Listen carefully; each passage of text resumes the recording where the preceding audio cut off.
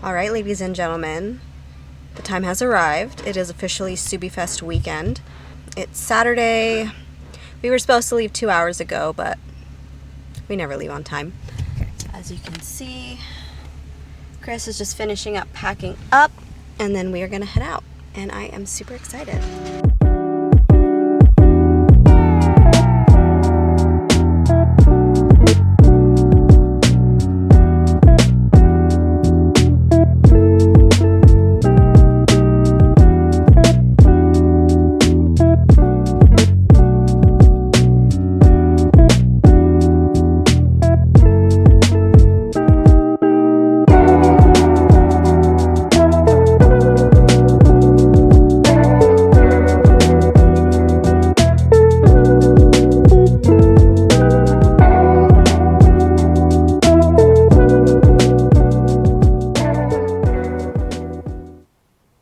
And unfortunately, that's all the footage that I got from Subie Fest.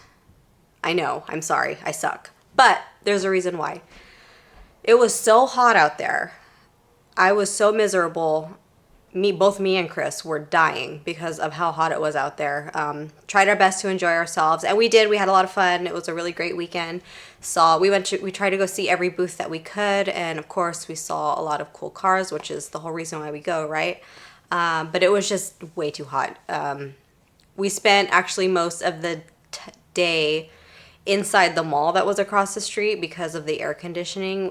We tried to hold out as long as we could walking around, but after I think about 2 hours, we couldn't handle it anymore. There was hardly any shade, and all the shade that was available, of course, people were sitting in. There was a water station, but the water that was coming out of it was warm. It wasn't cold water. So we ran across the street and hid in the mall for a couple hours. And then we made our way back out there just in time for the raffle. Unfortunately, neither of us won anything, but that's okay. We did come home with some goodies regardless, so I'm going to be showing you guys what I got here in just a second. So despite of how hot it was, we really enjoyed ourselves this weekend. Actually didn't end up getting to install that part that I keep hinting about before we left because we both actually ended up getting COVID earlier last week, Monday and Tuesday. First Chris got sick, and then the day after I got sick. And both of us were pretty much out of commission until I think both of us didn't start feeling better till Friday, which was a blessing because we actually left to LA the next day. So by Friday, we were both feeling good. We tried to do it last minute on that Friday, but we couldn't find anyone to weld some piping for us because it's aluminum piping, and if you know, you need to have a special welder for that. We couldn't find anyone to weld it, so we kind of just put all the stock parts back on that we had taken off, and then we just went from there. So we are going to be doing that now that we're home. I'm very excited for that, and there is also an additional part that I'm going to be adding to that system that I wasn't originally planning on putting on, but Chris had an extra one in his garage, and he's going to let me use it for the time being until I get tired of it. But I'm very excited to show you guys. I have it all right here. I wish I could show you, but gotta wait. So yeah, we left Saturday. We were supposed to leave. We had planned to leave by like noon, but you know how that goes. We didn't end up leaving till like 2-ish. So after we got there, we went ahead and took all our stuff to the Airbnb, and then we went to go find a car wash to wash our cars. Luckily, there was one not too far away from where we were staying. So we went to go wash our cars, and then we went and had dinner at Tommy Burger. I never had it before, but it's pretty good. I mean, if you like chili and you like burgers, then definitely check it out if you're ever in the area. It's pretty much all they had was like chili-based things, so like chili burgers, chili fries, anything you can think of, chili corn dogs, all that good stuff. So it was really good, and then we ended up just going back. We were exhausted. LA is about 5 hours away from where we live, so it was a long drive for us. So we kind of just went back to the Airbnb and fell asleep, and then the next day we got up early and headed out to the festival. Now for the story about how I almost didn't make it home in this bad boy. So if you're familiar at all with California, and driving to and from Northern California to Southern California or LA area, you would be familiar with the Grapevine. Now, for those of you who aren't from California, have never been here, the Grapevine is a little area of the highway that goes up and over a very tall mountain, I guess you would say. Hill, mountain, I don't know what the correct terminology for this particular spot is. But it's a very, very steep mountain, and it gets very, very hot out there. And this place is notorious for cars breaking down on it. It always makes me nervous driving through the Grapevine during the summer, no matter what car I'm driving, just because the temperatures get really hot, cars overheat very easily going over the Grapevine. And it's also out in the middle of nowhere, so if you do break down up there, you're basically screwed. There's a lot of water stations up there for cars that do overheat, but as far as like self-service and phones, it's pretty scarce out there. So it can be scary driving over, especially if you're by yourself.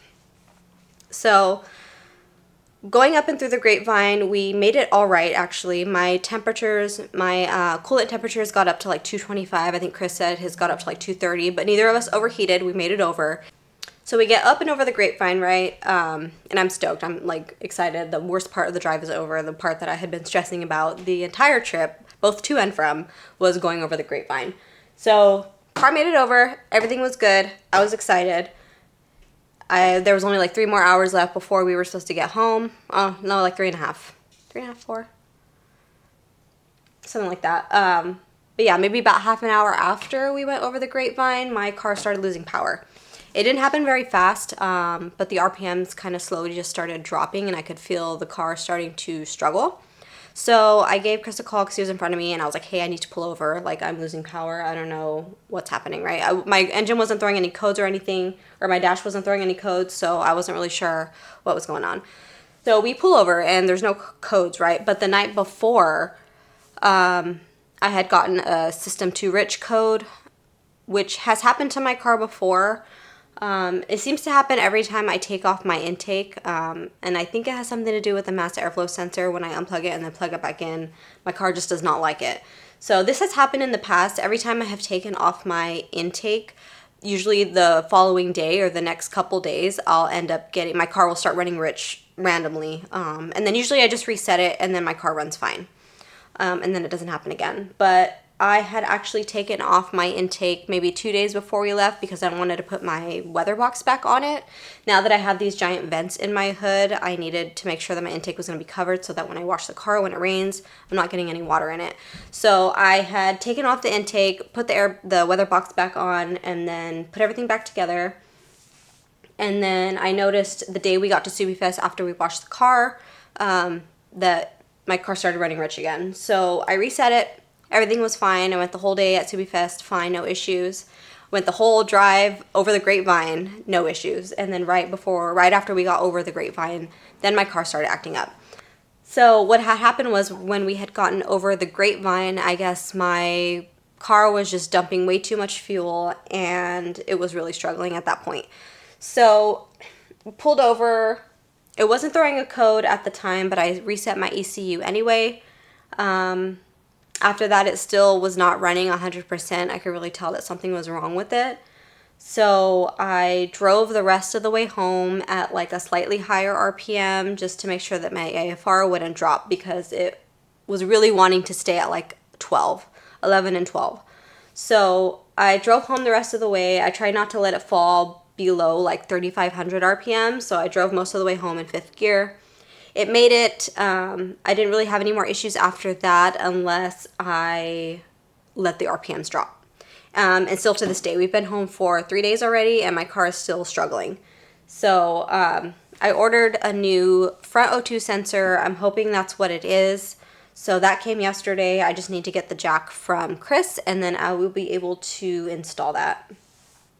But yeah, crossing my fingers that that's what it is. The car's running fine regardless. Other than that, it's just struggling right now. It's wanting to dump a bunch of fuel, and that is not good.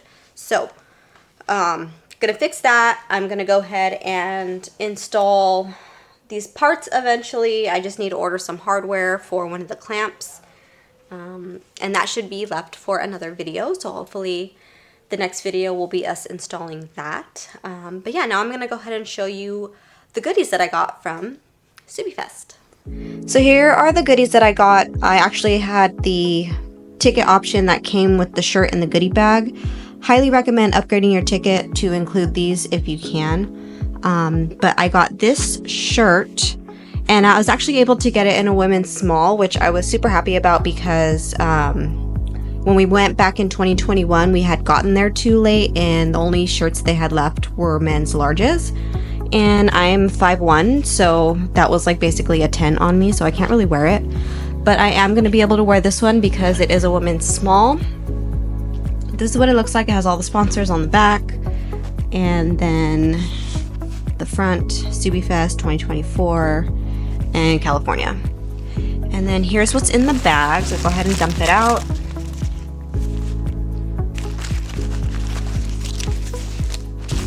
So in here we got a microfiber towel, which would have been really useful when I was sweating my ass off at SUBIEFEST, but didn't open that.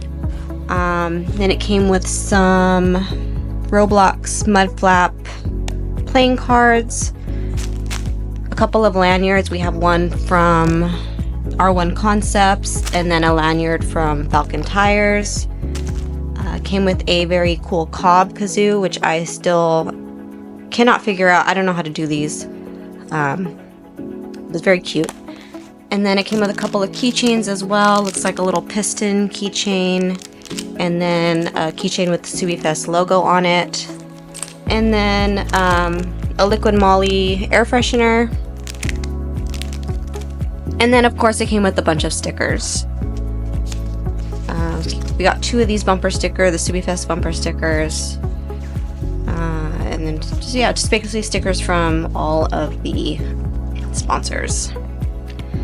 So, like I said, highly recommend upgrading your ticket if you can, just so you can get all these cool little goodies with it.